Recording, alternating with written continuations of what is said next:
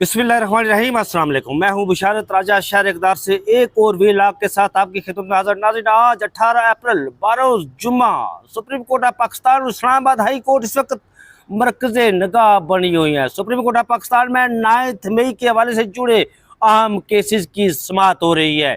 एक तरफ तो chief justice of Pakistan justice Yahya Afridi की सरबराही में 3 रुकनी बेंच 9 मई से मुतल्लिक उन तमाम मुल्ज़मान की समाअत कर रहा है जिसकी पंजाब हुकूमत फरीक बनी हुई है। उसमें उमर सरफराज चीमा, अली रजा और ज़ैनुल आबिदीन के केसेस आज उनके सामने लगे हुए थे। तो दूसरी तरफ आईनी बेंच जिसके सरबराह जस्टिस अमीनुद्दीन खान है, उनके सामने मिलिट्री अदालतों में सिविलियन के ट्रायल के हवाले से अहम केस की समाअत हो रही थी। आज 50 से ज़ायद उस केसेस की समाअत हो चुकी हैं और वज़ारत दफ़ा के वकील ख्वाजा हारिस के जवाब यानी रिबटल आज मुकम्मल हो गया है। ना आईनी बेंच आज जो इसकी समाअत हुई, इसमें जस्टिस जमाल मंदोखेल और जस्टिस मुसर्रत हलाली ने गोया आईनी बेंच की गोया 9 मई के ताबूत में आखिरी कील ठोंक दिया है। जस्टिस जमाल मंदोखेल ने ख्वाजा हारिस को मुखातब करते हुए उनसे दिलचस्प मुकालमा किया। ख्वाजा साहब, ऐसा ना हो कि आप नमाज़े बख्शवाने आए हैं और रोज़े आपके गले में पड़ जाए। जस्टिस मुसर्रत हलाली इस मौका पर बोले कि ख्वाजा साहब, ये जो आइन मिलिट्री अदालतों में सिविलियन का ट्रायल जो हो रहा है, ये आइन पाकिस्तान से टकराता है। बड़ी दिलचस्प सूरत हाल आज रही। बेंच की तरफ से ताबड़तोड़ सवालात उठाए गए। ख्वाजा हारिस बेबसी की तस्वीर बने रहे और ख्वाजा हारिस साहब ये कहते रहे कि इसका जवाब अटॉर्नी जनरल ऑफ पाकिस्तान देंगे। बहरहाल ऐसा लग रहा था कि आज उस ताबूत में आखिरी कील ठोकी गई है, इस पर बात करेंगे। और फिर दूसरी जानिब इस्लामाबाद हाई कोर्ट में आज इमरान खान साहब की बहनें पहुंची हैं। उन्होंने वहां पर मीडिया से भी गुफ्तगू की। उन्होंने क्या कहा वो आपके सामने रखेंगे और वो किस लिए पहुंची ये भी आपके सामने रखेंगे। और फिर सबसे बढ़कर अहमद नूरानी के भाइयों की FIR तो दर्ज हो गई, लेकिन FIR की कॉपी को सील कर दिया गया। जस्टिस इनाम अमीन मनास की अदालत में उनकी वकील ऐमान एडवोकेट ने ये दरख्वास्त दी कि हमें FIR की कॉपी दी जाए। दुनिया के किसी कानून में, आइन में ऐसा नहीं है कि FIR की कॉपी आपको न दी जाए। ये कहकर उसे सील कर दिया गया, क्या कर सील कर दिया गया। और जस्टिस राजा इनाम अमीन मनास साहब ने इस पर क्या रिमार्क्स दिए ये आपके सामने रखेंगे। लेकिन सबसे पहले चलते हैं उमर सरफराज चीमा के केस पर। ये जो साबक गवर्नर पंजाब रहे हैं उमर सरफराज चीमा, पाकिस्तान तहरीक इंसाफ से इनका ताल्लुक और ये 9 मई के केसेस में इस वक्त कोट लखपत जेल में है। उनकी जमानत का केस था और दूसरी तरफ पंजाब हुकूमत इसमें फरीक बनी हुई है कि उन्हें फिजिकल रिमांड पर पुलिस के हवाले किए जाए। कहा यह जा रहा है प्रोसिक्यूटर की जानिब से कि हमने इनसे पिस्तौल बरामद करना है। केस की समाअत हुई तो इसमें क्या हुआ ये आपको बताते हैं। इस केस को इमरान खान केस के साथ आइंदा हफ्ते सुना जाएगा। जस्टिस यहिया अफरीदी ने कहा चाहते हैं कि जिस्मानी रिमांड के केसेस फैसलों में यकसनियत हो। बड़ी PTI यानी इमरान खान का केस भी जिस्मानी रिमांड का है, इसमें पंजाब हुकूमत फरीक बनी हुई है। उनका कहना है कि उमर सरफराज चीमा को फिजिकल रिमांड पर पुलिस के हवाले किए जाए।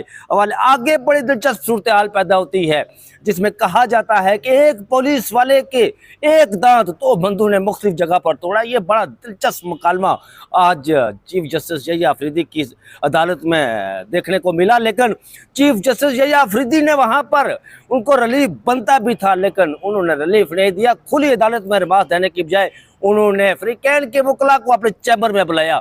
ये एक कानूनी बात हुई, ये एक डिफरेंट बात हुई आज अदालत में। बहरहाल उमर सरफराज चीमा के वकील का कहना था कि मेरे मुक्कुल को गिरफ्तार करने के बाद FIR दर्ज की गई। उमर सरफराज चीमा के खिलाफ FIR हाई कोर्ट से रुजू करने के बाद दायर की गई। उमर सरफराज चीमा का अदालत ने एक दिन भी जिस्मानी रिमांड नहीं दिया। ये वकील पंजाब हुकूमत यानी प्रोसिक्यूटर पंजाब हुकूमत नकवी जुल्फकार नकवी साहब का यह कहना था उमर सरफराज चीमा से पिस्तौल बरामद करना है, ये उनका कहना था। बहरहाल अदालत ने इस केस को इमरान खान साहब केस के साथ क्लब कर दिया और जस्टिस हाशिम काकड़ की सरबराही में अब 3 रुकनी बेंच इस केस की समाअत करेगा। मैं बात कर रहा था मुल्ज़म अली रजा की और ज़ैनुल आबिदीन की, जो आज जिसकी केस की समाअत chief justice of Pakistan justice Yahya Afridi कर रहे थे। चीफ जस्टिस ऑफ पाकिस्तान जो पाकिस्तान को इंसाफ फराहमी का जो अदारा उसके सरबराह है, लेकिन हैरान कुन तौर पर आज चीफ जस्टिस ऑफ पाकिस्तान ने ऐसे रिमार्क्स दिए जो बनते ही नहीं थे। वो क्या कहा गया, उन्होंने कहा, इस पर बात करते हैं। वकील सुमैर खोसा थे अली रजा और ज़ैन अल-आबिदीन के। उनका कहना था कि दरख्वास्त जमानत पर समात एक ही पुलिस अफसर के दांत तोड़ने का इल्ज़ाम है, यानी रजा अली और ज़ैन अल-आबिदीन एक ही पुलिस अफसर के दांत तोड़ने का इल्ज़ाम है। पुलिस अफसर ने दांत तोड़ने के जुर्म में पहले ज़ैन अल-आबिदीन को इशराक किया, बाद में अली रजा को। यह सुमैर खोसा का कहना था। दो मुख्तलिफ जगहों पर ये कैसे हो सकता है? ये अजीब व गरीब किस्म की FIR काटी गई, अजीब व गरीब। उस पर जिस पुलिस अफसर ने ये FIR काटी, उस पर मिसकंडक्ट का केस बनता था। और होना तो ये चाहिए था कि चीफ जस्टिस पाकिस्तान उसे कटहरे में बुलाते और उससे पूछते, लेकिन चीफ जस्टिस पाकिस्तान ने बिल्कुल अजीब व गरीब किस्म का यू टर्न लिया। ये कैसे हो सकता है कि एक बंदा इस्लामाबाद के E11 में हो और दूसरा बंदा सुप्रीम कोर्ट ऑफ पाकिस्तान में हो, और उस पर इल्ज़ाम हो एक पुलिस अफसर के यार इन दो बंदों ने मेरे दांत तोड़े हैं, एक E11 पहले दांत तोड़ा, वही दांत आकर जो है वो सुप्रीम कोर्ट ऑफ पाकिस्तान में तोड़ा। ये कैसे हो, कैन दिस पॉसिबल? ये कोई अजीब और गरीब किस्म का बात सुप्रीम कोर्ट ऑफ पाकिस्तान के सामने रखी गई। होने तो ये चाहिए था कि चीफ जस्टिस पाकिस्तान उस अफसर को कटहरे में बुलाते जिसने ये FIR काटी थी, उसे मिसकंडक्ट किया। लेकिन चीफ जस्टिस पाकिस्तान ने कहा आगे, चीफ जस्टिस पाकिस्तान ने जो कहा वो बताते आपको। FIR के मुताबिक शनाख्त करने वाला पुलिस एहलकार तो जख्मी भी नहीं हुआ, ये सुमैर खोसा का कहना था। जो वकील थे इनके, रजा अली को जिनाह से गिरफ्तार किया गया। रजा अली तो वाक़े के वक्त निजी होटल में था, जिसका रिकॉर्ड भी मौजूद है। ये record supreme court of Pakistan के सामने रखा गया, जिस पर दांत तोड़ने का इल्जाम लगाया गया। चीफ जस्टिस पाकिस्तान ने कहा मुनासिब होगा जी आप जमानत की दरख्वास्त वापस ले लें। अजीब व गरीब किस्म की बात की गई। चीफ जस्टिस पाकिस्तान को उन मुलजमान को जमानत देनी चाहिए थी, लेकिन उन्होंने कहा कि आप मेरे चैम्बर में आए जी। नहीं चाहते कि किसी भी फरीक के खिलाफ कोई ऑब्जर्वेशन आए। किसी केस का चलान जमा हो चुका है। ये जुल्फकार नकवी साहब जो प्रोसिक्यूटर पंजाब, उनका कहना था। अदालत ने ट्रायल कोर्ट को 4 माह में फैसले करने की दरख्वास्त के साथ ये निपटा दिया। चीफ जस्टिस पाकिस्तान ने जुल्फकार नकवी को जो स्पेशल प्रोसिक्यूटर पंजाब है, और अली रजा और ज़ैन अल-आबिदीन के वकील सुमैर खोसा को, और additional prosecutor general Punjab Ahmad Raza Gilani को चैम्बर में बुला लिया और कहा कि तमाम केसेस का हुक्मनामा तहरीर कर रहे हैं, जो शामिल करवाना या निकलवाना हो दोनों करवा सकते हैं। भाई ओपन कोर्ट में आप ये बात करें, चैम्बर में बुलाकर वहाँ क्या कर रहे हैं? चीफ जस्टिस पाकिस्तान इनका क्रेडिट देखे, इनकी हिस्ट्री उठाकर देखे। ये हर बड़े केस में जब भी कोई बड़ा केस इनके सामने लगा, या बेंच में बैठे रहे, चीफ जस्टिस पाकिस्तान पतली गली से निकल जाया कर। मखसूस जिस्तों वाले केस में इन्होंने लादा 1.5 इंच की मस्जिद तैयार की। मिलिट्री कोर्ट वाले केसेस में, इस्लामाबाद हाई कोर्ट के जजेस का केस जब काजी फाइज साहब उसकी समाअत कर रहा था, इस बेंच का हिस्सा थे, उस वक्त भी इन्होंने अपनी लादा 1.5। कोई भी केस इन्होंने ऐसा नहीं था जिसमें इन्होंने उस बेंच के साथ इन्होंने इत्फाक किया हो, या लेकिन हमेशा अपनी एक लदा सा वो बनाते रहे। 1.5 इंच की मस्जिद हमेशा इनका ट्रैक रिकॉर्ड रहा कि ये हमेशा पतली गली से निकलते रहे। और आज भी इन्होंने यही किया, खुली कोर्ट में ऑब्जर्वेशन देने के बजाय, फैसला सुनाने के बजाय, उनको चैम्बर में बुलाया वकीला को और कहा कि आए मेरे पास वहाँ पर। यह अजीब व गरीब किस्म के ये बात की गई आज। बहरहाल उधर आगे आते हैं अगली स्टोरी पर। ये कहा गया जी कि जब समाअत हो रही थी मिलिट्री अदालतों में, सिविलियन के ट्रायल के हवाले से ख्वाजा हारिस साहब दलाइल दे रहे थे। जस्टिस हसन अजहर रिजवी ने उस पर सवालात उठाए। पिक एंड चूज किस तरह से किया गया? पिक एंड चूज वाली बात नहीं है, ये ख्वाजा हारिस का कहना था। जो जुर्म हो उसके मुताबिक देखा जाता है। केस नोयत के मुताबिक इस्ताद दहशतगर्दी अदालत या मिलिट्री कोर्ट में भेजा जाता है। जस्टिस मुसर्रत अली का कहना था यहाँ पर बात सिर्फ फोर्सेज के मेंबर को डिसिप्लिन में रखने के लिए है। जहाँ पर क्लियर हो कि ये सिर्फ मेंबर्स के लिए है, वहाँ पर मजीद क्या होना है, जस्टिस मुसर्रत अली का कहना था। जस्टिस हसन अजहर रिजवी अगर कोई सिविलियन आर्मी इंस्टॉलेशन पर हमला करता हो तो उसका इससे क्या तल्लक बनता है, ये जस्टिस हसन अजहर रिजवी ने आम सवाल उठाया। जस्टिस नईम अख्तर अफगान कैसे चुप रहते? उन्होंने भी आईनी और कानूनी सवालात की पूछताछ कर दी, जिसका जवाब ख्वाजा हारिस के पास नहीं था। यह सिर्फ मेंबर के लिए है, और अगर इसमें सिविलियन को लाना होता तो फिर इसमें अलग से लिखा जाता। जस्टिस नईम अख्तर अफगान का कहना था 1973 के आइन में बहुत सी चीज़ें पहले वाले 2 आइन की चीज़ें हैं वो उनमें शामिल कर दी गई हैं। ये भी कहा गया जस्टिस नईम अख्तर अफगान की तरफ से कि लेकिन इसमें अभी आर्मी एक्ट के हवाले से चीज़ों को नहीं छेड़ा गया।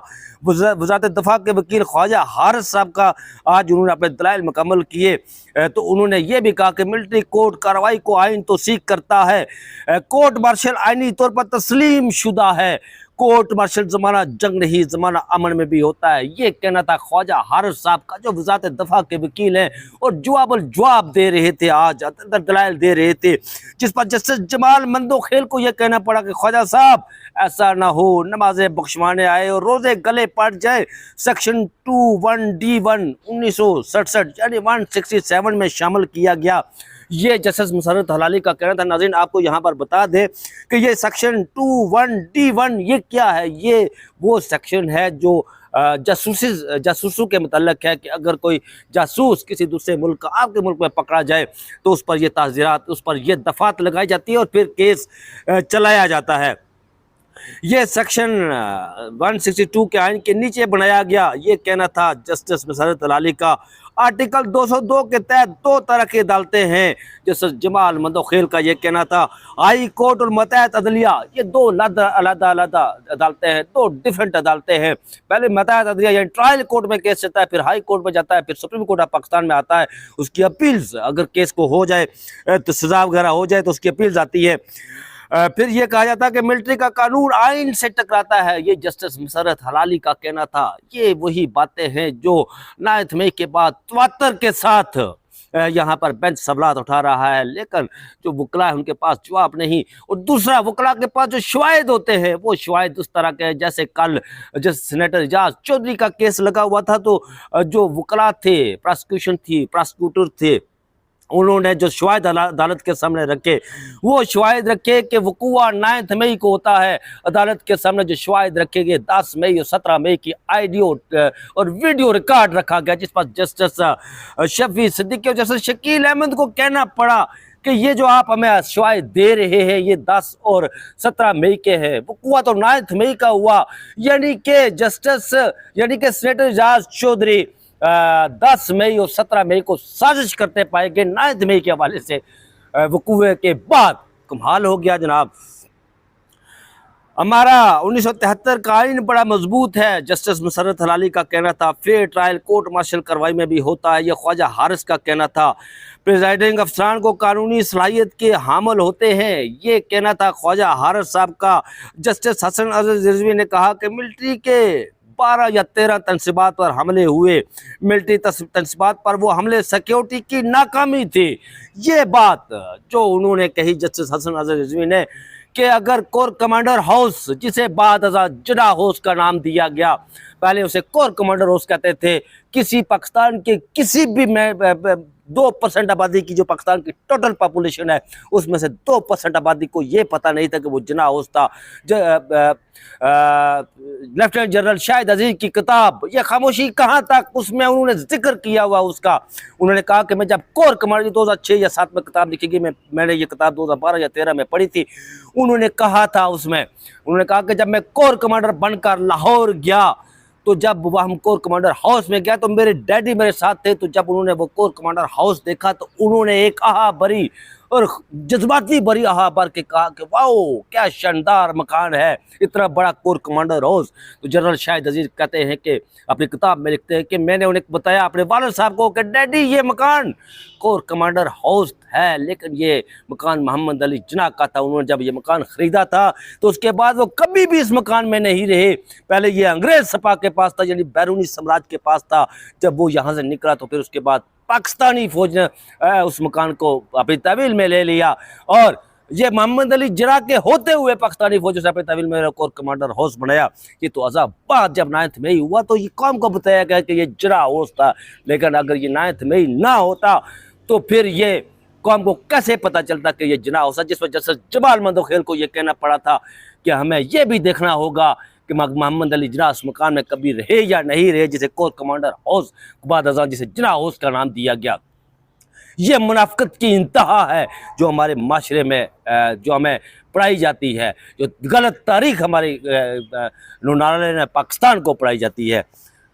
इसीलिए मैं कहता होता हूँ कि आप मुताला पाकिस्तान ना पढ़े, आप तारीख पढ़े, वो तारीख, उन राइटर्स की तारीख पढ़े आप जिन्होंने ऊँट के तस्मों के साथ लटक कर नहीं लिखा हुआ, बल्कि वो आज़ाद मंश तारीखदार थे जिन्होंने वल कल्ब की हुर्मत करते हुए उन्होंने आज़ाद तारीख लिखी है। वो तारीख पढ़ें कि हमारे साथ क्या खलवाड़ किया गया, तारीख क्या हमें झूठी तारीख पढ़ाई गई।